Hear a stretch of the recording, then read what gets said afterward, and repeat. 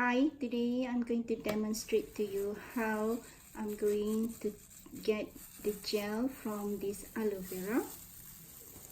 So you can see that I have cut the aloe vera into small pieces. Okay, so this is one of the pieces. Okay, so I'm going to peel off the skin carefully. Okay, because the skin is so delicate and it's so thin. Okay, I don't want to waste any gel. It's so precious, and if you buy it, it's so expensive.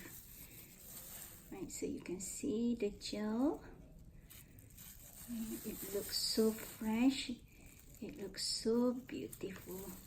Okay, this aloe vera I just harvested it.